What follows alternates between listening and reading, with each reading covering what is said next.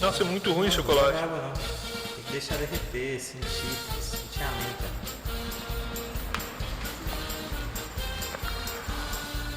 Nossa, cara, Nossa, é muito ruim.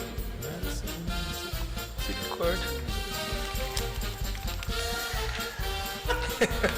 A gente vai apresentar com essa mesa.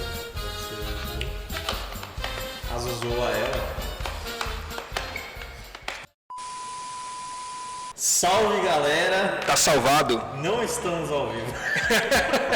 Estamos. Se você tá vendo a gente agora, pra você, nós estamos ao aí vivo. com você. Estamos com você. No celular, na sua casa. Na sua casa. Eu não sei em qual câmera que eu tô. Hoje a gente tá em multicâmeras. Corta pro PR pra mim, por favor. Corta pra mim, Percival. Corta pra mim aqui, ó. Percival. Eu tenho Corta, uma notícia Percival. pra você. Eu vou dar as notícias hoje. Por favor. Eu vou olhar nos olhos das pessoas que nos assistem nessa noite, ou nessa manhã, ou nessa tarde. Porque Ou nessa madrugada. está disponível pra você. Madrugada é amanhã também. Depende. A gente tá num novo formato agora. Eu tô em dúvida pra quem olha. Isso é tudo novo pra mim, meu Deus. A gente tá num novo formato agora. Então a gente tá, em vez de fazer ao vivo, a gente tá. Olha que coisa horrível. Vou começar de novo. A gente tá em novo formato. Nós estamos. Nós estamos em novo formato agora. Então, você não vai mais assistir a gente ao vivo, tá? É felizmente ou é infelizmente? Eu não sei. Depende do ponto de vista. De você. Depende dos olhos de quem vê. Sabe por quê? Porque eu acho que você vai poder assistir mais vezes, você vai poder deixar seu comentário, já deixar seu like agora. Vou pedir pra você deixar o like, toda vez eu tenho que pedir. O vídeo já dá pra compartilhar agora. O vídeo já dá pra compartilhar, olha isso. Coisa que não dava antes. Você já compartilha, você não precisa sair pra compartilhar, você só compartilha e volta a assistir da onde estava. Se você tiver qualquer pergunta para fazer, pode mandar sua pergunta nos comentários e a gente vai fazer uma live especial só para responder as suas perguntas. Olha que coisa maravilhosa. Porque você é especial. Tá bem? Gostou? Vai de novo, agora a gente tá em você. Porque você é especial. Corta pra mim agora. Vai, Percival. Você é especial. O Percival nosso é a Karina. Qual é aquele cara do helicóptero lá? Comandante Hamilton? Hamilton, corta pra mim, Hamilton. Vai, comandante Hamilton. Eu não tenho maturidade pra isso. Mas, não esquece, se inscreve no canal, deixa seu like, compartilha com as pessoas para que o evangelho alcance mais gente, cada dia mais pessoas sejam curadas, mais pessoas sejam transformadas em nome de Jesus, amém? E vai continuar toda quinta-feira às 20 horas, a gente vai postar um vídeo aqui e você vai poder assistir quantas vezes você quiser, tá? Só vou pedir mais uma vez, não esquece de compartilhar. Se Jesus é bom, a gente compartilha. Pois é. E falando em evangelho, corta pra nós dois. Comandante Hamilton. Tem uma notícia boa disso tudo. Como agora a gente vai subir o vídeo e o vídeo vai ficar disponível às 20 horas, não tem como mais a gente atrasar.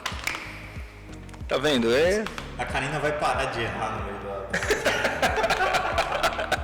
A cara de despreza. E estamos de cenário novo também. Cenário novo. Onde é aqui, pastor? Explica pra gente.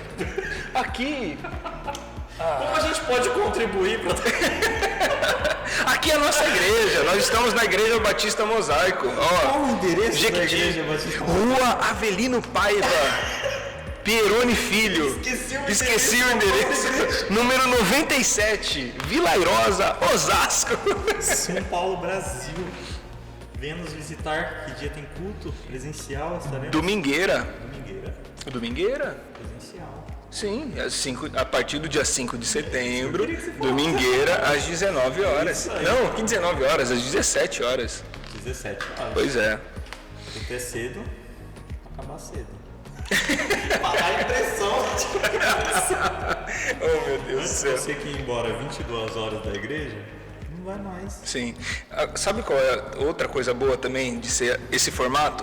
A gente pode cortar as bobagens. Mas você não vai fazer isso. Aí não vai sobrar vídeo, né? Então, deixa assim mesmo. A gente segue. Deixa assim mesmo. Porque as pessoas assistiam, as pessoas gostavam pela autenticidade. Beleza? O povo gosta mesmo do que não presta. Do que não presta. Exatamente. O canal é seu. É verdade. Vieram pelo seu Instagram. Que vergonha. Que vergonha. E o tema de hoje? Qual é? É Evangelho e Ou não, ao contrário. Menos ativismo, mais evangelho. Meu Deus do céu. Minha memória... É porque a gente tá gravando isso aqui tarde, viu? Você vê como a gente tá preparado. A gente tá 100% preparado para isso aqui. Essa parte é aquela que vai editar.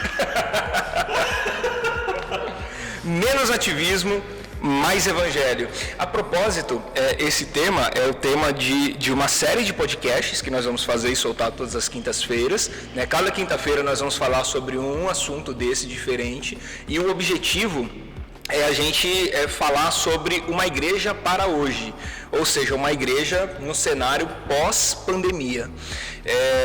Para acompanhar a galera e nutrir mais e dar para a gente mais profundidade, além dos episódios do podcast, nós temos também disponível um e-book. Está disponível lá no meu site, entra aí depois, www.rodrigomoraespastor.com.br. Lá tem um e-book, Uma Igreja para Hoje. Faz o download e você vai acompanhar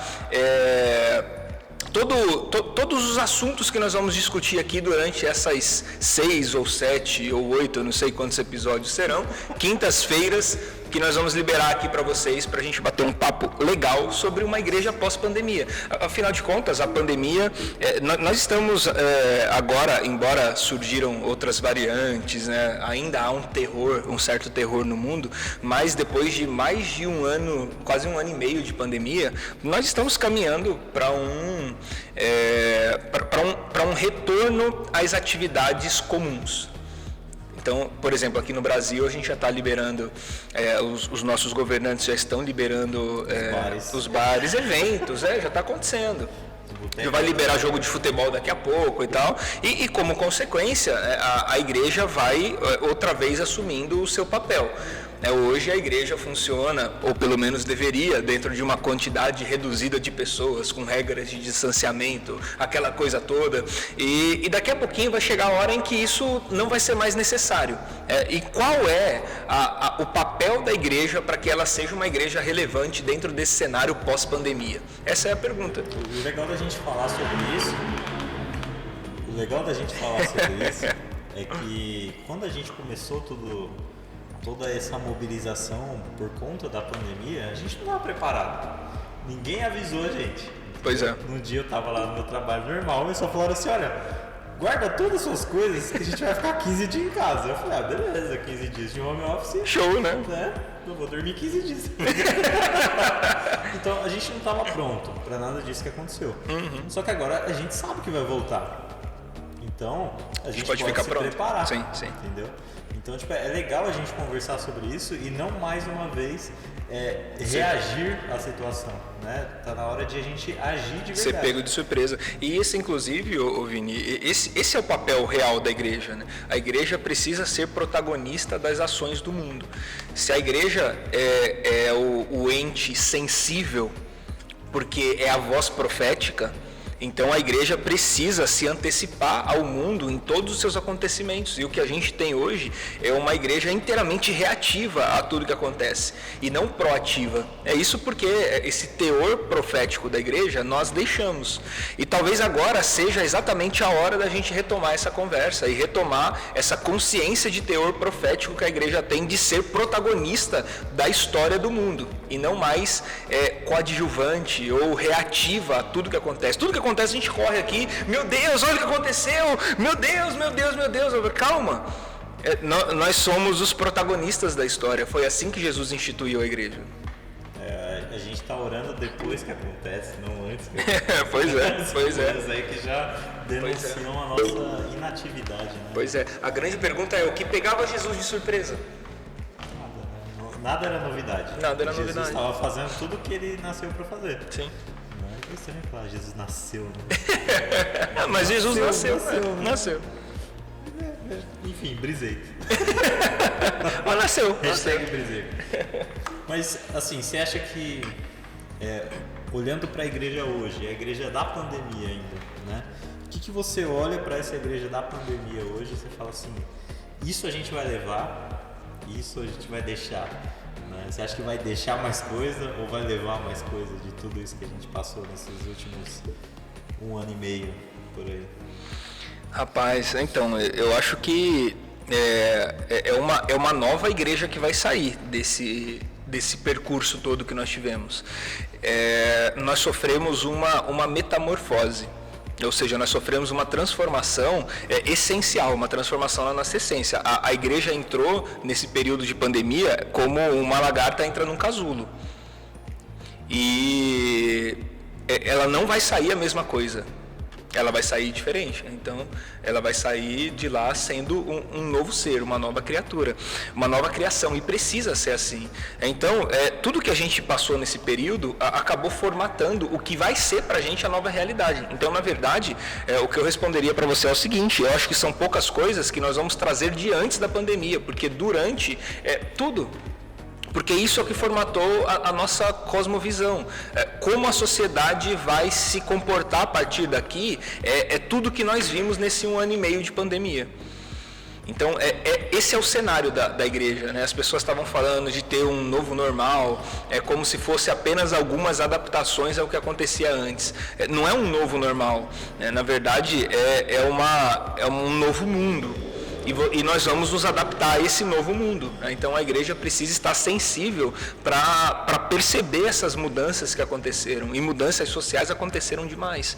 Por exemplo, a pandemia gritou nos nossos ouvidos os problemas de estrutura social que existe. Quem é rico ficou mais rico, quem é pobre ficou mais pobre. 15 milhões de desempregados no Brasil. Pessoas passando fome, pessoas que perderam emprego, perderam casa, que moravam de aluguel e não tem mais condição de pagar. Gente perdendo exatamente. Então não dá para falar que o mundo vai continuar como se a gente tivesse feito assistindo um filme, dá um pause e depois você volta de onde parou. Não, você não vai voltar de onde parou. Então, se a igreja tem a consciência de que ela vai voltar de onde parou, é muito provável que essa igreja não vai ser relevante. Eu tenho a impressão de que a maioria das igrejas, por mais que eu não esteja frequentando outras igrejas, deixar claro aqui pro meu pastor. Mas a gente ouve, né? A gente ouve falar. A gente tem essa impressão, assim, tipo, um termômetro do que está acontecendo. Eu tenho essa impressão de que talvez as igrejas estejam esperando voltar como era antes, entendeu? E eu sinto que as que voltaram no início, né? Porque a maioria já voltou. Sim. Então vamos ser claros aqui, né? Algumas nem pararam. E outras não estão nem com 40%, 50%, não. Tá com 200%. A igreja cabe 1.000, o cara põe 1.000 e fala assim, mas cabe 5. Você fala, como você põe 5 aqui? Eu coloco, não tem jeito. Não. Então, tipo, igual se na prisão fala cabe 4 e põe 17, é porque cabe 17. É a lógica do Pois é. É a lógica do jeitinho brasileiro.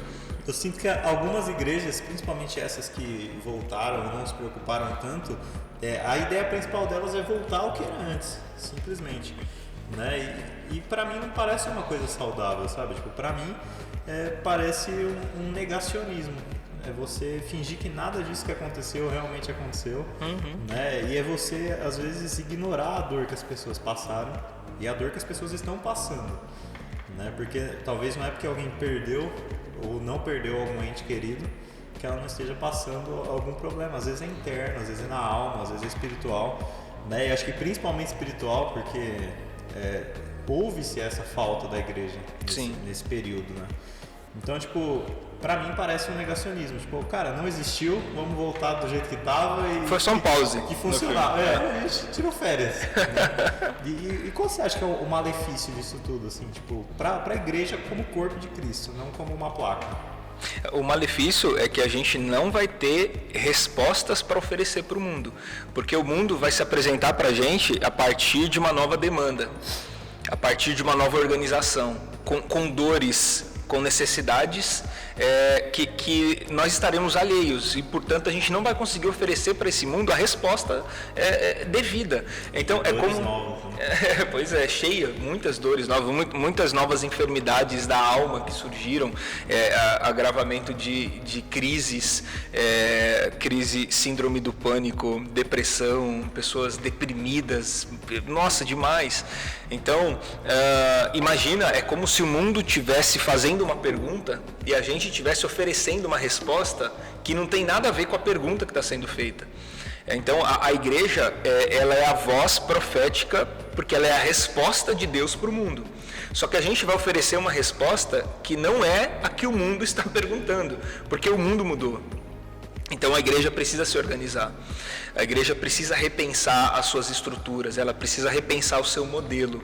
As empresas estão repensando o seu modelo. As empresas não vão, o meio de trabalho não vai ser mais o mesmo. A maioria das empresas hoje já está propondo para os seus funcionários o teletrabalho, independente da função que ele exerce. Até o telemarketing, que era uma atividade que nós nunca enxergamos, mas que é sim uma atividade essencial, e dependia de uma estrutura de uma empresa, uma estrutura empresarial, essas atividades foram migradas para casa e deu muito certo. Então, a maioria das empresas vão propor agora para os funcionários, até para redução de custo, um novo jeito de trabalhar. Por quê? Porque o mundo está se organizando diferente. Então, a igreja que não pensar nisso, ela certamente vai ficar para trás.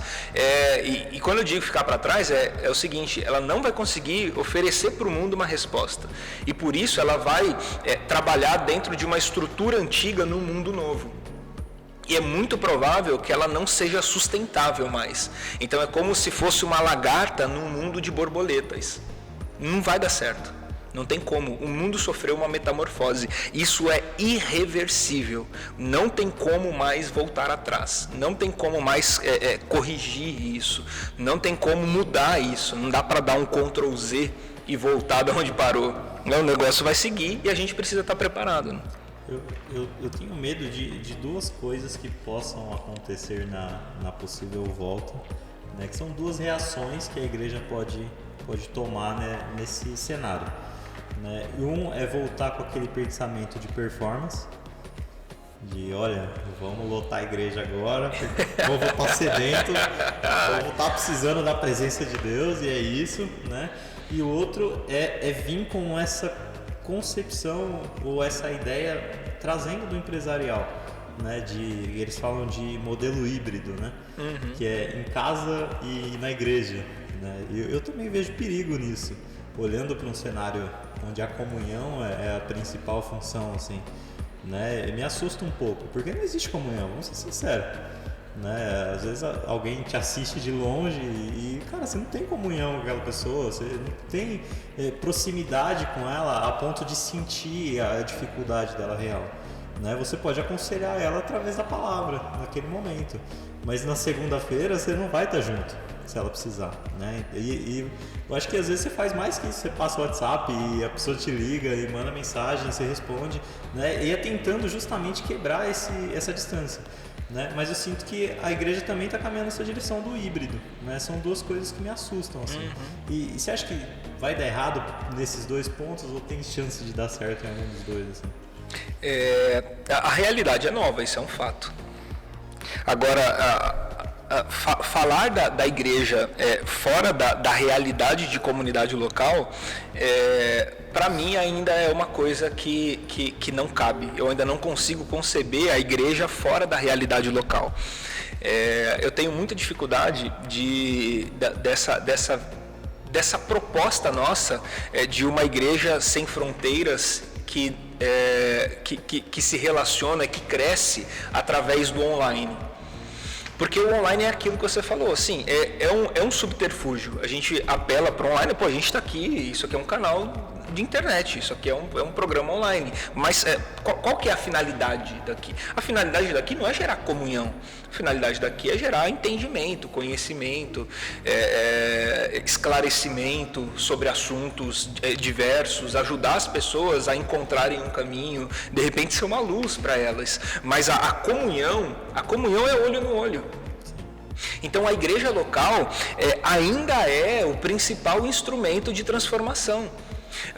Quando a Bíblia vai falar, por exemplo, para a gente da entrega dos dons, né, o apóstolo Paulo vai escrever aos Coríntios falando sobre os dons, e não sobre os dons, a gente tem um podcast aqui, depois se você quiser vai lá e assiste que dá bom demais, dons espirituais. Então eu não estou falando dos dons ministeriais, que são os apóstolos, profetas, evangelistas, pastores e mestres. Não são esses. Eu estou falando dos dons em outro sentido, nos talentos de serviço. tudo aquilo que Deus entrega pra gente como um talento, e seja um talento de arte, administrativo, aí, enfim, pode ter uma gama de variações. Esses dons, eles servem para servir a sua igreja local. Então, o Paulo vai dizer que Deus entregou esses dons aos homens para que os homens pudessem servir na igreja naquilo que for útil. Então, esse serviço é uma expressão local, é uma expressão de identidade criada, de relacionamento estabelecido. Então, pensar a igreja fora da realidade local, essa expansão híbrida, ainda é uma coisa que a mim particularmente me incomoda. Eu não consigo enxergar a igreja sem a comunhão, sem o olho no olho. Essa talvez tenha sido a grande dificuldade que nós encontramos aqui na pandemia, né? A igreja não está, pelo menos a nossa, nós não voltamos ainda com as nossas atividades presenciais e temos a pretensão de voltar a partir do momento em que todos os adultos forem vacinados, para a gente retornar com segurança. Isso foi uma escolha que nós fizemos e independente... fazer o que tem lógica, né? Na minha cabeça, assim, não julgando quem voltou. Sim, então, quem voltou, beleza, voltou, lógica, mas... Você esperar as pessoas estarem bem para voltar, né? Tipo, pra mim, na minha cabeça. Sim. Funciona. Então, e a gente fez essa opção. E durante todo esse tempo nós ficamos no online. E a gente no online deu para experimentar essa realidade. E a realidade da igreja online é muito bom nesse sentido de compartilhar a palavra, tem um alcance maior, você cria mais visibilidade de compartilhar o evangelho. Mas tudo isso é com o intuito de estimular a pessoa. Falar assim, você ouviu, gostou, é isso aí, fez sentido para você? Então procura um lugar para você criar raiz e criar comunhão. Seja membro de uma igreja local. É uma coisa que eu sempre pergunto para as pessoas que eu converso. O cara é cantor, o cara é pregador. Eu olho para esse cidadão, o cidadão, e pergunto para ele o seguinte, falo, que legal que você é pregador, que você é cantor, que você, sei lá o que mais... boxeador, sei lá o que mais tem de dor aí. Cara, de que igreja que você é? Qual é a tua igreja local e quem é o teu pastor? Porque não existe ministério fora da igreja local. O ministério é para servir a igreja local. Porque o ministério é para servir as pessoas, é o olho no olho. É o toque, o abraço, o tato. Então isso não pode acabar nunca. Ainda que se crie a ideia de uma igreja híbrida, se acabar o olho no olho, o tato, isso não... E acho que essa questão do híbrido, ela oferece essa ideia do eu vou oferecer palavra, eu vou oferecer louvor, eu vou oferecer entendimento, mas eu não ofereço treta. Você já pensou nisso? Tipo, a gente não treta online, entendeu? A gente treta presencialmente. Faz tanto tempo que eu não tenho uma briga, rapaz. É presencialmente. Sim. E principalmente para a liderança, a igreja questiona a liderança, né? A igreja cobra da liderança. E a própria liderança cobra da liderança também, né? Então por isso que é importante um pastor, é por isso que é importante uma igreja, para você não viver na zona de conforto fazendo aquilo que você acha certo, aquilo que você... hoje eu vou e prego o evangelho e tá tudo bem, todo mundo me ama, né? Mas e segunda-feira, o que vai acontecer? Quem sabe o que você está fazendo, né? E quando você está numa igreja local, pelo menos uma pessoa vai saber o que você está fazendo, né? Pelo menos às vezes você vai estar no carro com alguém, você vai se estressar e essa pessoa vai te puxar a orelha. Experiência própria. Né? E a gente precisa disso, porque Sim. senão fica fácil demais. Sim. A relação fora da igreja local fica... não é só uma relação híbrida, né? Não é só um evangelho, a ideia de um evangelho híbrido, mas é de um evangelho também sem a responsabilidade do testemunho, né? Você fica de certa forma mais light. Eu lembro uma vez que eu conversei com um amigo e ele frequentava uma igreja de um outro amigo, que era uma igreja pequena, local, e ele falou pra mim, cara, mudei de igreja. Eu falei, uai, né, porque aconteceu alguma coisa? Ele falou, não, por questão pessoal mesmo. Mudei de igreja, tô indo pra uma outra igreja, que é no centro de São Paulo, é enorme. Pô, lá tem umas 5 mil pessoas. Eu falei, que legal, você pode só me falar por quê? Ele falou, não, muito simples. Na outra igreja eu faltava, a galera sabia que eu faltava e ficava me ligando, perguntando por que eu não fui, o que aconteceu. Aquela eu entro e saio, ninguém nem sabe que eu existo. Eu falei, show de bola, mas por que você está indo lá? Porque você tem comunhão com alguém, você abraça alguém, você conversa, divide a sua vida, alguém te chama atenção? Não. Então, cara, então você está perdendo o teu tempo. O que você está indo fazer lá? E quando você fala de rede, é isso. Essa é a igreja híbrida. É uma igreja que você senta na sua casa, assiste o culto e acabou. Não tem responsabilidade. O de hoje está pago. O de hoje está pago. É uma igreja tarefeira. Que é, inclusive, o primeiro capítulo do e-book, né, de Uma Igreja para Hoje, que é a nossa proposta de pensar uma igreja que não seja ativista, mas que viva o Evangelho. Qual que é essa ideia do ativismo? A ideia do ativismo é a ideia de uma igreja tarefeira mesmo, uma igreja que cumpre seu checklist. Ela pega lá o checklist, tá orado, já tá tudo certo, já chorei, cantei, ouvi a palavra, dei a oferta, hora da bênção. Recebi a bênção apostólica, beleza, é como se você tivesse tomei o passe e tô com o corpo fechado. Combinou, maravilha. E não é essa a proposta do Evangelho. O Evangelho não é tarefeiro, o Evangelho não é um ativismo, porque ele não está relacionado com o que você faz apenas. O Evangelho existe para transformar a essência de quem você é. Então não é o que você faz, é quem você é. E aí quem você é vai interferir na relação. É uma relação interpessoal, é uma relação de comunhão. Porque aí os teus defeitos vão me afetar. E eu vou ter que aprender a lidar com os teus defeitos. Só que tem o contrário. E o contrário também é verdadeiro. Os meus defeitos vão te afetar. E afeta. Deus tenha misericórdia. Depois passa o contato do irmão da igreja de 5 mil membros. Amor, me lembra depois. Vou fazer uma visitinha. Ai, meu Deus do céu. Pois é. Não, mas eu tenho essa impressão de que a gente foca... Por que a gente foca tanto nas atividades, sabe? Não parece que assim... É um processo de eu sou transformado e eu faço porque eu fui transformado. Mas eu faço com o objetivo de ser transformado. Ou eu faço com o objetivo da salvação. Né? Em que momento a salvação se tornou um objetivo, uma medalha no final? Né? Olimpíadas de Jesus, né?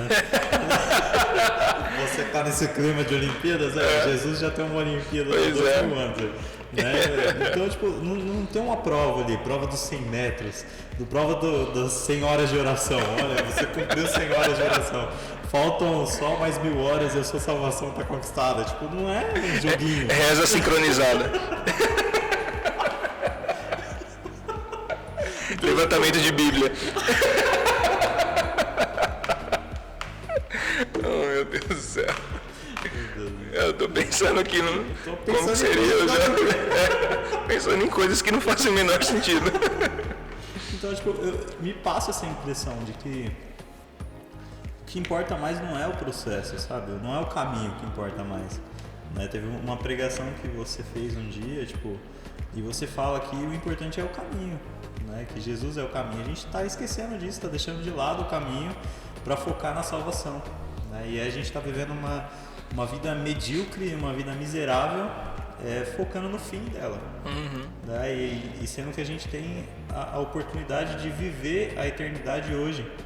Né? A gente tem a oportunidade de ver com os nossos olhos aquilo que Jesus já está fazendo. Né? E não simplesmente, olha, quando Jesus voltar, vai ser maravilhoso. Não, está sendo maravilhoso. Né? E por que a gente deixou de lado isso? Né? Em que momento o caminho perdeu a importância, a atividade virou essencial e a transformação virou desnecessária, né? É porque quando você fala de caminho, Vini, nós estamos falando de graça. É a graça de Deus que é manifesto em nós e que a gente no caminho vai aprendendo e sendo aperfeiçoado pelo poder do Evangelho. Quando você fala em tarefa, você está falando de mérito. Depende de mim, do meu empenho, das minhas métricas, depende de mim apenas. Então eu não quero depender de Deus, eu quero depender de mim. Por isso que eu quero alcançar a minha salvação, eu quero traçar o meu caminho, eu quero definir o meu legado. Então, quando depende de mim, para mim é mais fácil. Então a gente constrói uma visão de evangelho em cima da meritocracia e não em cima da graça.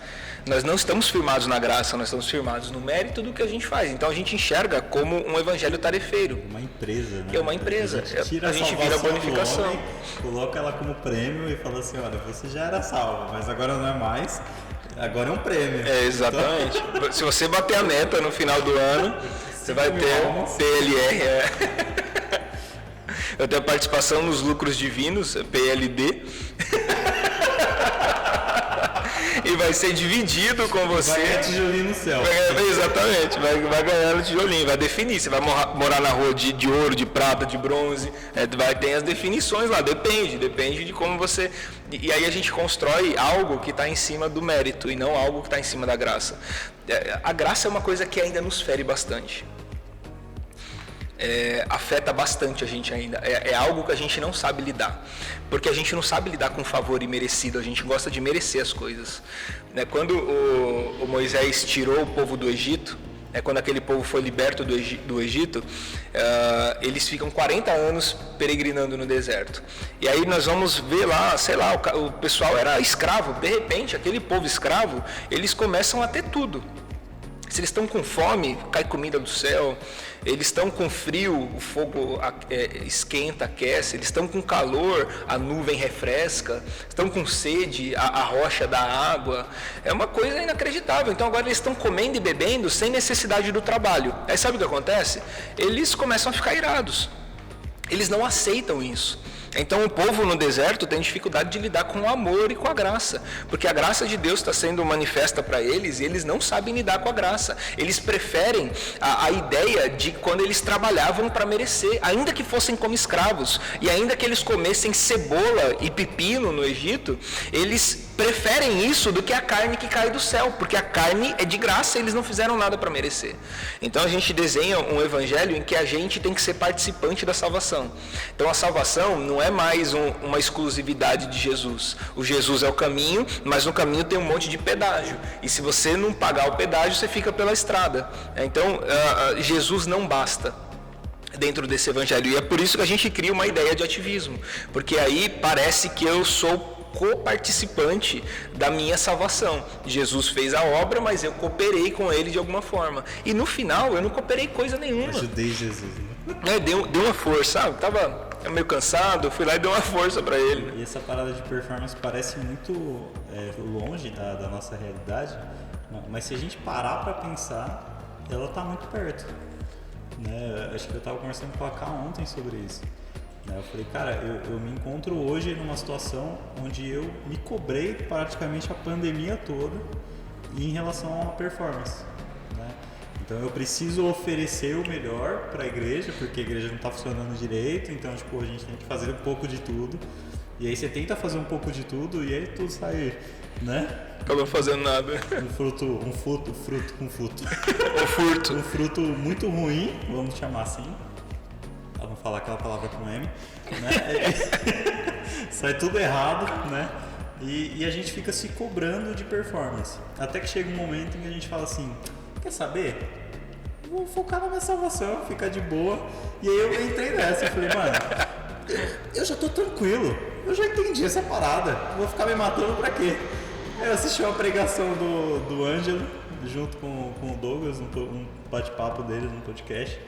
E o Ângelo fala sobre um versículo de Paulo que ele fala referente a Israel e um outro versículo de Moisés referente ao povo que estava no deserto, né? E a ideia era assim, olha, nossa salvação não importa mais, o que importa é a salvação deles, né? E aí todo aquele meu chilique de agora sou eu e é isso que importa já foi destruído.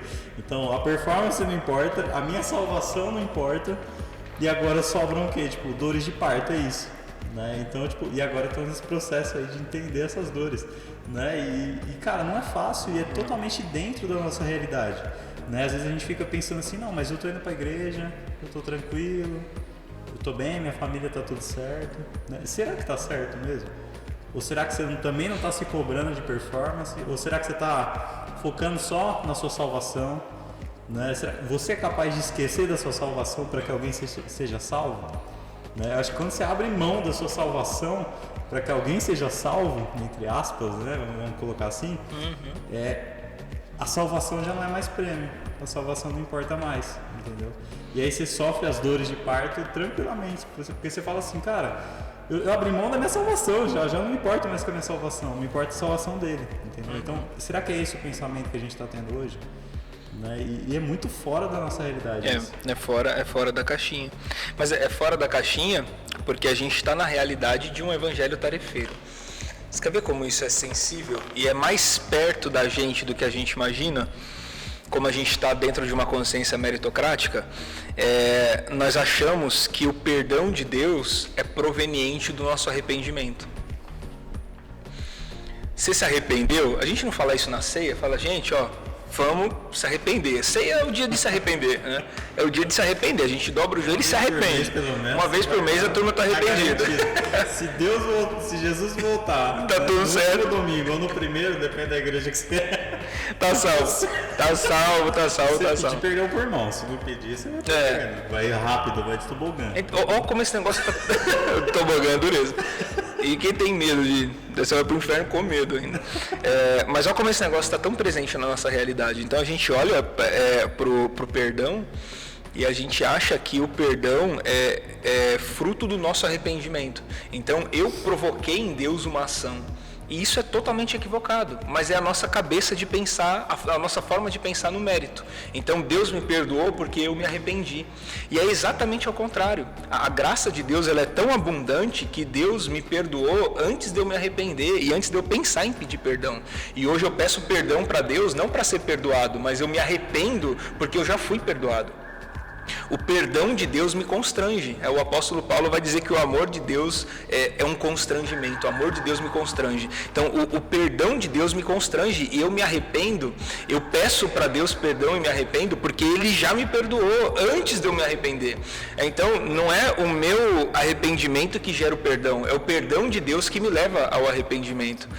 O sentido é o contrário. E por que esse sentido é o contrário? Porque é a graça, não é o mérito. Não fui eu que me arrependi para Ele me perdoar, entende? É a graça dele que é tão grande que me perdoou antes de eu me arrepender, e isso é o que vai me levar à transformação do meu entendimento. Então, quando a gente fala de menos ativismo e mais evangelho, nós estamos falando de mais graça, de mais amor, de mais manifestação do que é a bondade de Deus no mundo. E a igreja pós-pandemia, esse retorno da igreja é o momento em que a gente mais vai ter que demonstrar esse amor e essa graça, porque as pessoas que vão vir para a igreja são pessoas que muitas vezes vão vir destruídas.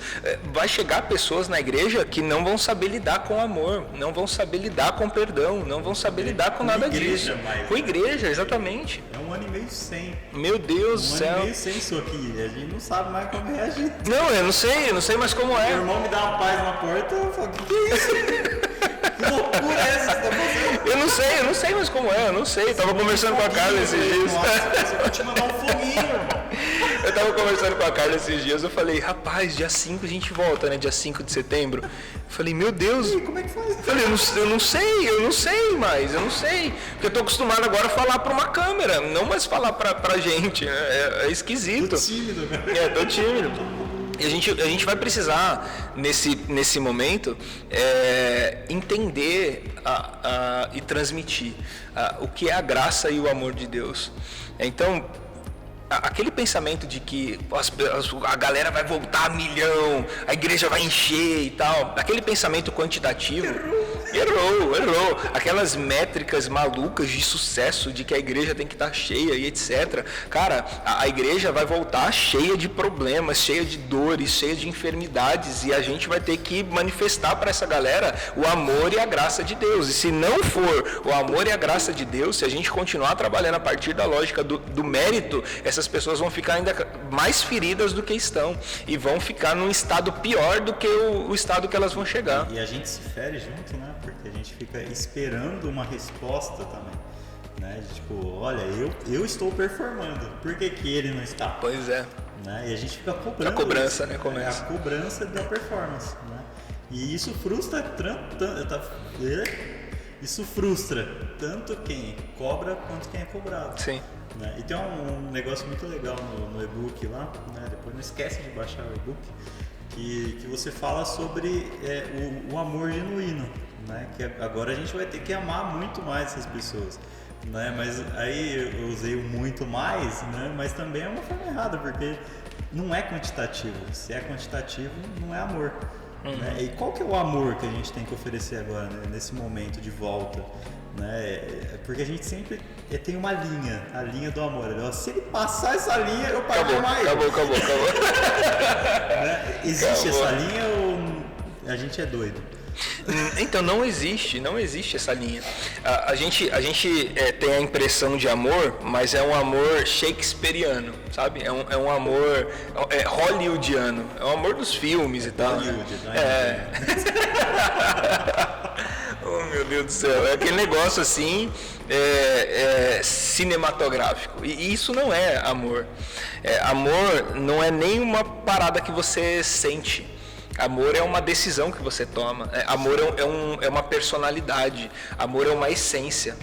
O apóstolo João, ele não vai dizer assim, Deus sente amor. Não, Deus não sente amor. Ele vai dizer, Deus é amor. Então, o que a igreja precisa ser? Amor. Então, amor não é um negócio que nós vamos sentir pelas pessoas que vão chegar. Nós somos amor, e quando essas pessoas chegarem, elas vão ser inundadas, incendiadas por isso que nós somos. Então nós vamos expressar para elas o que nós somos definitivamente, porque o amor não é uma atividade que eu tenho que sentir, porque senão é um mérito. Entende? Não, eu me esforcei pra caramba e consegui amar. Como eu sou um cara esforçado e bacana. A pessoa foi tão legal com você que ela merece ser amada. Exatamente. Não é o mérito, porque não é o que eu sinto. Amor é uma essência, é o que eu sou pela graça de Deus. Então a graça de Deus me alcançou de tal forma que a graça que me alcançou é a que eu vou compartilhar. Então eu vou sempre pensar o seguinte, e é o que eu tenho costumado pensar. Quando eu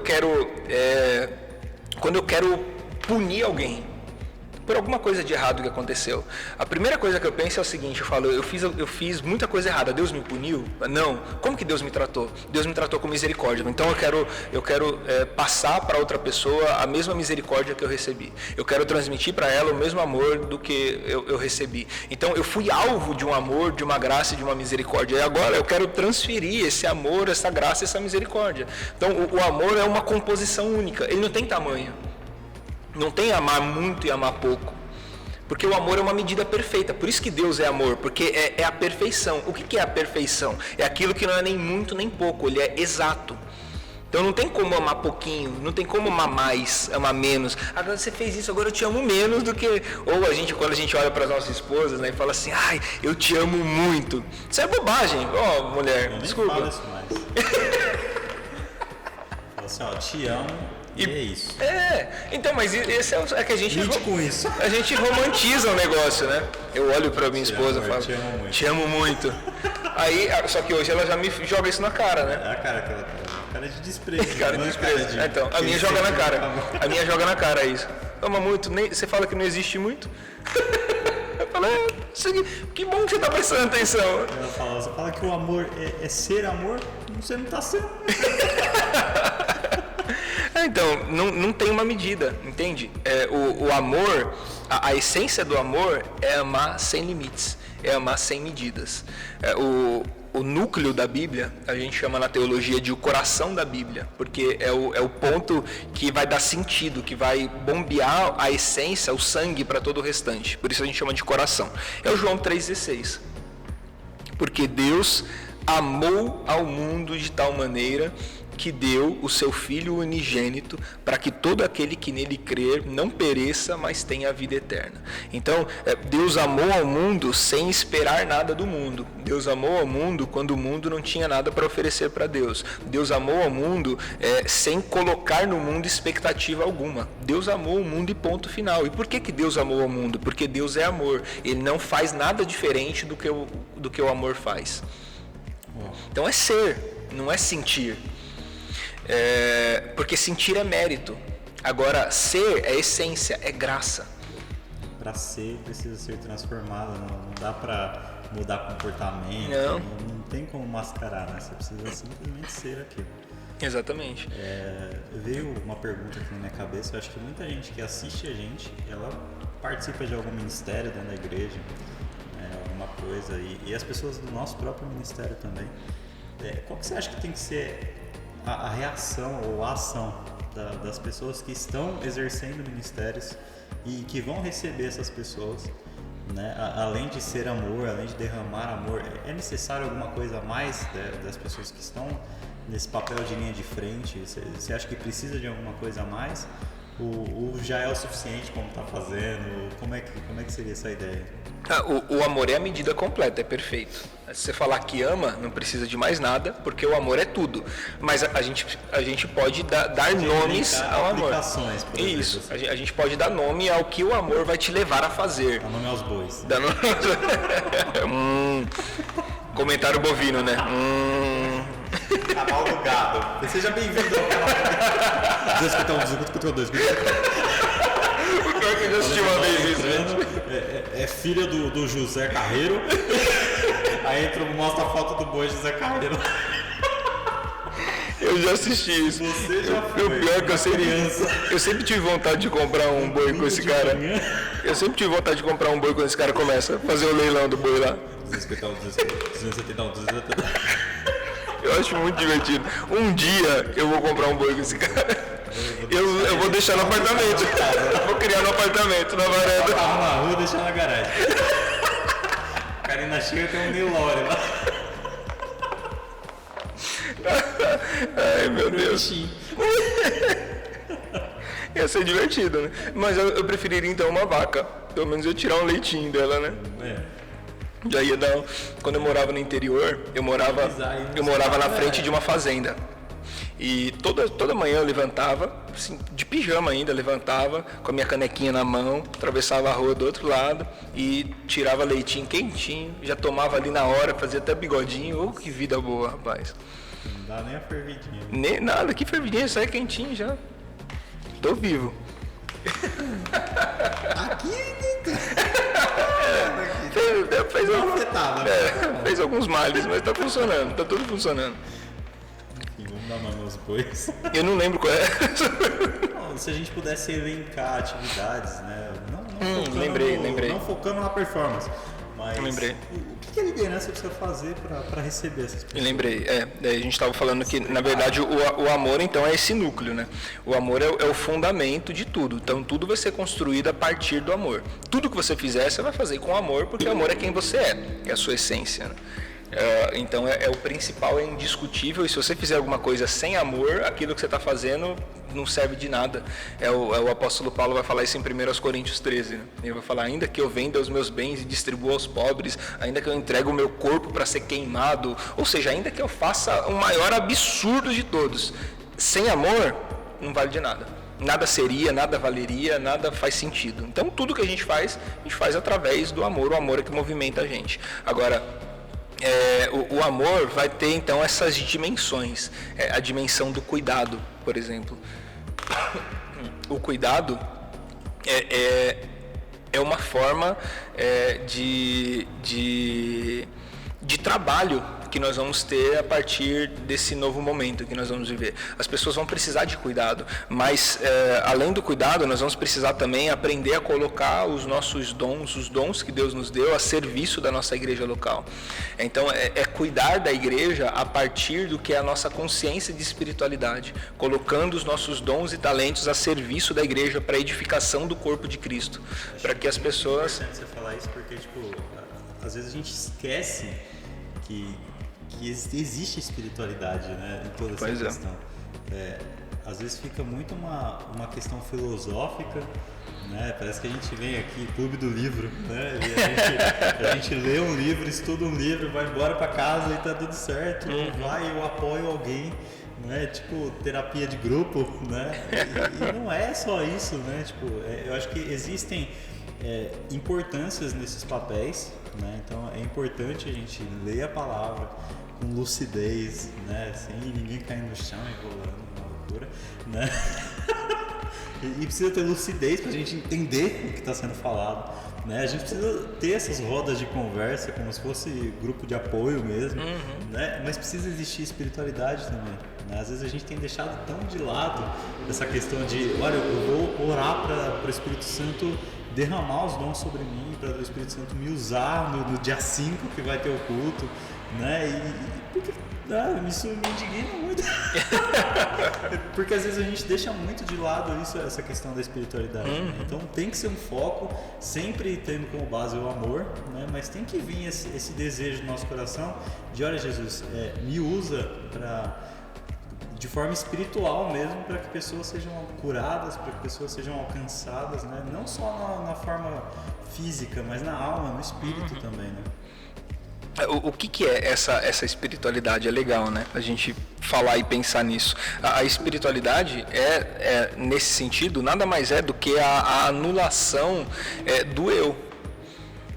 A anulação do meu próprio movimento. Então, você pode fazer a mesma coisa sendo uma iniciativa da sua carnalidade e sendo da iniciativa da sua espiritualidade. A mesma coisa. Então eu posso encontrar alguém na rua e entregar uma cesta básica. E isso pode ser uma atitude carnal ou pode ser uma atitude espiritual. Qual que é a diferença? Qual que é a distinção? Então a distinção está exatamente na anulação do seu eu e na concepção de que você está sendo conduzido. Então é essa sensibilidade de ser conduzido. Então a espiritualidade, que é o que você falou, é a oração, é a manifestação dos dons do que Deus quer que eu faça, exatamente. O que eu estou enxergando exatamente. De necessidade. Né? Sim, não é o que dá like, não é o que dá view, é o que Deus quer que eu faça. Então, às vezes pode ser a mesma coisa, só que você vai fazer a mesma coisa dentro de uma essência diferente. Então você vai manifestar aquilo pelo amor, porque você vem através da vontade de Deus e não através da sua própria carência ou necessidade. É aquela parada que o Paulo fala em 1 Coríntios 13 sobre queimar o corpo ou vender os bens e dar para os pobres. O cara pode vender todos os bens que ele tem e dar para os pobres e isso ser uma bobagem. Terminar falido e esquisito e esquecido. E Deus fala assim, cara, não precisava ter exatamente. Como você pode vender os bens e dar aos pobres e isso ser benéfico, que é o que acontecia com a igreja primitiva. Atos dos Apóstolos vai dizer que eles tinham tudo em comum, eles compartilhavam o pão, perseveravam na doutrina dos apóstolos e vendiam as suas propriedades e compartilhavam o valor entre todos os irmãos. Então eles vendiam e davam aos pobres, só que aquilo era benéfico, porque a iniciativa daquilo era a vontade de Deus, não era o desejo deles, então estava fundamentado no amor e não na sua própria vontade. Então não era algo carnal, era algo espiritual. Então esse teor... Carnal, a gente chamou de imposto. Pois é. Só que não vai para os pobres, né? Essa é a diferença. Só para os ricos. Esse é o problema. Esse é o problema. Tiram da gente. É o Robin Hood ao contrário. Tira dos pobres para dar para os ricos. Aí tem essa questão da espiritualidade. Tem mais alguma outra coisa que você acha importante a liderança vir trabalhando em cima do amor? Sim. A gente vai ter que trabalhar muito, muito, muito discipulado e aí dentro de um novo ambiente também, né? A gente vai ter que repensar o que é discipulado. Se eu pudesse dar um conselho para a galera, eu diria, cara, esquece os passos, esquece as revistinhas, nada contra, estou falando de momento exatamente. Esquece os passos, esquece as revistinhas e faz uma roda de conversa. Sei lá, tenta ouvir mais de repente do que falar. A gente faz um discipulado que acaba sendo uma interlocução, né? Se tem um cara que fala, todo mundo ouve e acabou. Já é. Esse cara vai falar de dinheiro e o cara fala, não, mas eu tô triste. Pois é. De dinheiro, pois tô cheio de dinheiro. Tenho um monte de dinheiro e tô com o coração vazio. Então, ouça mais as pessoas, uma roda de conversa onde todo mundo pode falar. Que seja de fato uma roda de conversa, que seja um diálogo, que não seja um monólogo. Pensar em modelos diferentes disso, das pessoas conseguirem criar essa aproximação. As pessoas vão precisar de companhia. Vai chegar nas nossas igrejas pessoas que perderam familiares, pais que perderam filhos. Isso é indizível. Como que você explica a dor de um pai que perdeu um filho? Esse cara vai chegar na porta da tua igreja, vai chegar o marido que perdeu a esposa, jovem, desfrutando da vida, vai chegar a esposa viúva, perdeu o marido, agora tem criança pequena. Essas pessoas vão precisar falar, elas não vão chegar só para ouvir. Então a gente precisa enxergar a igreja a partir desse... Não é para... chegou, maravilha, vai ter mais gente para trabalhar, bota para trabalhar, esquece as atividades. Esquece, não é hora de atividade, não é hora de ativismo religioso. É hora de compartilhar e manifestar o evangelho da graça de Jesus, o amor de Deus. Então é olhar no olho. É o que a gente estava brincando aqui antes, né? É bolinha na bolinha. É olho no olho mesmo.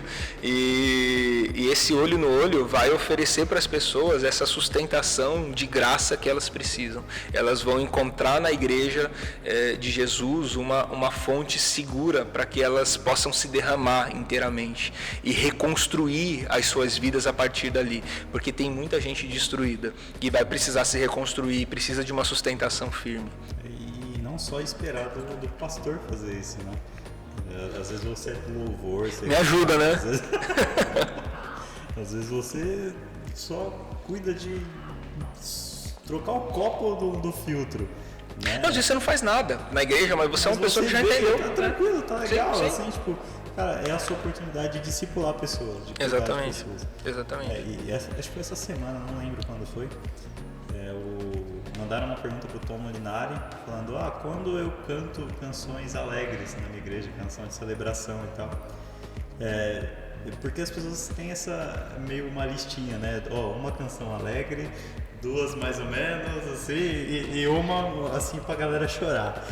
E aí monta essa lista assim, né? E ele falou assim, cara, nem sempre precisa ter uma música alegre, nem sempre precisa ter uma música de celebração, porque às vezes a igreja não está respirando celebração, né? Então talvez nessa volta a gente esteja esperando um momento de celebração, né? E a gente deseja muito que seja, mas talvez não seja, né? Talvez seja um momento de chorar mesmo, talvez seja um momento de tristeza, né? Não pela volta, mas por tudo que aconteceu, né? Então talvez ter esse feeling, esse sentimento de eu estou num ambiente de celebração ou não estou num ambiente de celebração. Então não tenta puxar a alegria de quem não está alegre, né? E chora com quem está chorando e sorri com quem está sorrindo, né? Então eu acho que ter esse sentimento mesmo, olhar para a pessoa, né? Não simplesmente cantar e falar assim, vamos cantar um monte de música alegre para as pessoas ficarem alegres.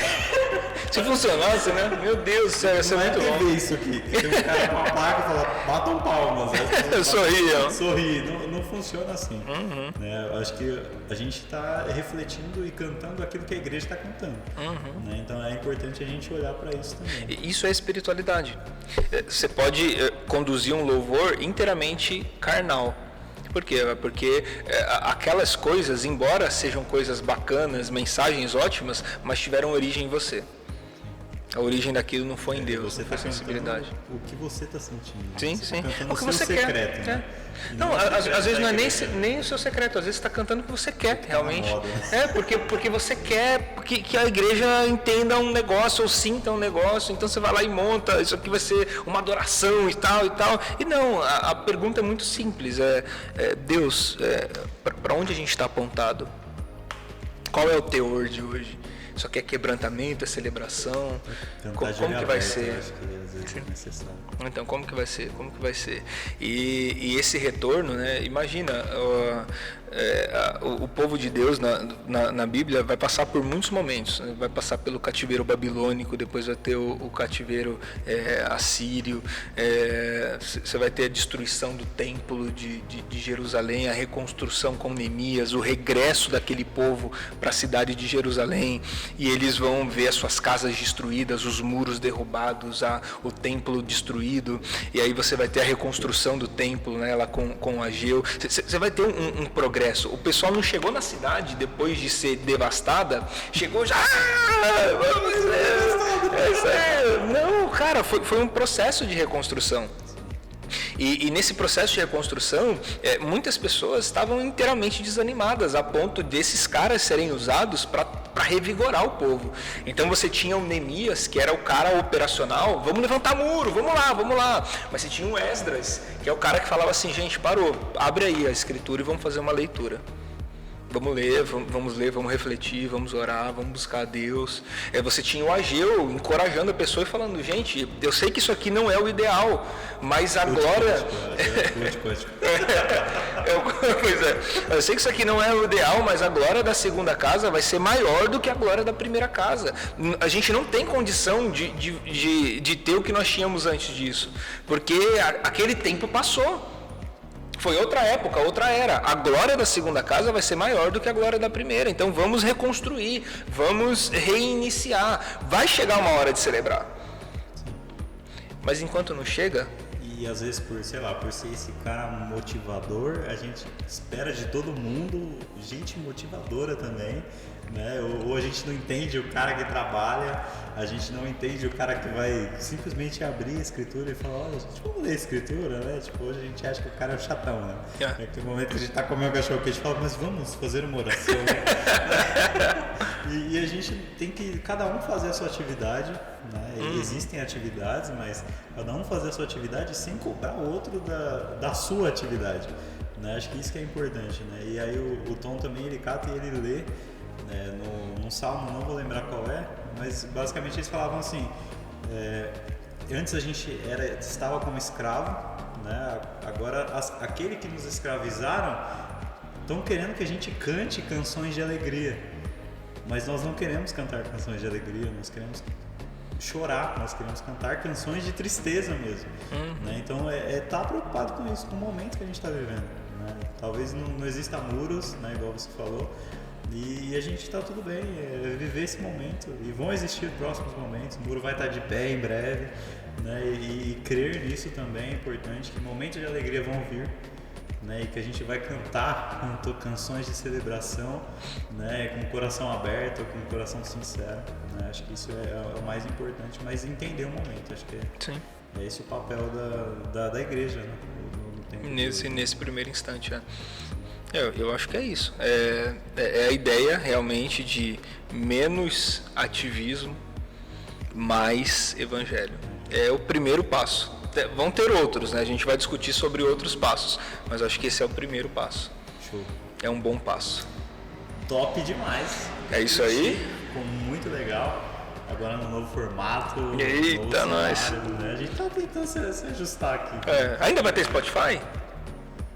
Acho que dá claro, né? Dá pra ter, com certeza. Dá pra ter, então ainda vai estar lá. No Spotify. Vai, senão não tem sentido, Não, a gente vai estar nas mesmas plataformas que estava antes, né?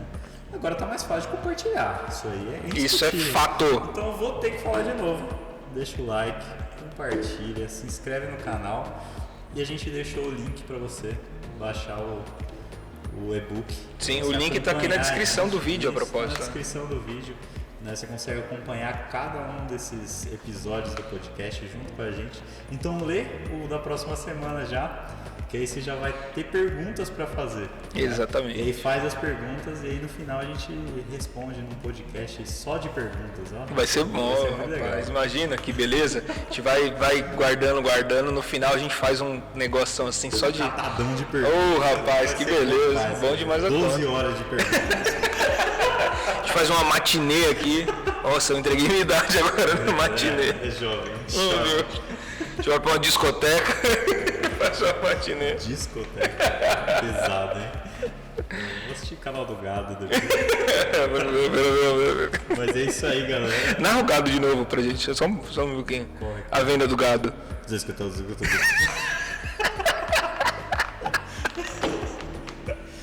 Esse é o Nelore, filho do Tião Carreiro. Tião Carreiro vive lá na fazenda de Goiás. 252 pro moço de camisa preta, 271, 272. Eu vou comprar, eu ainda vou comprar. Quando eu comprar, eu vou mandar foto. Olha quanta bobagem. Oh, meu Deus do céu. A gente agradece mais um podcast número 21. 21. Número 21. A gente agradece cada um. E sabe o que significa? nada. Nada. 21 é múltiplo de 7. 7 é o número Da da sua perfeição. vitória. É o número da perfeição. E Hoje é dia o 21. quê? Não sei. Amanhã. Amanhã ou hoje. Hoje é quinta. Hoje é quinta. 20 horas. Hoje é quinta, 20 horas. Talvez 21, né? E pode ser. E aí, Muito provável que já 21. É dia 12. Eu tenho. Dia Eu tenho. 12. Mas eu não 12 tenho. não é múltiplo de 7. Mas pensa que 12. 12 tem um sentido. Ô, meu irmão. 12 tem sentido. 1 mais 2 igual a 3. Trindade. Trindade. Ou você pode pegar e falar assim, 12, beleza? 12 discípulos, 12 tribos de Aí você Israel. joga mais 2. 14. 14 múltiplo de 7. Boa. É Resolveu. a sua vitória, irmão. É o tempo da sua vitória. Mas antes você vai ter que contribuir com tudo isso. Vou deixar um pix aqui. Você contribuir. É isso aí. isso aí. Fechou? Deus abençoe vocês e a gente se encontra semana que vem para mais Se um Deus episódio. quiser. Um abraço. É nóis. Valeu.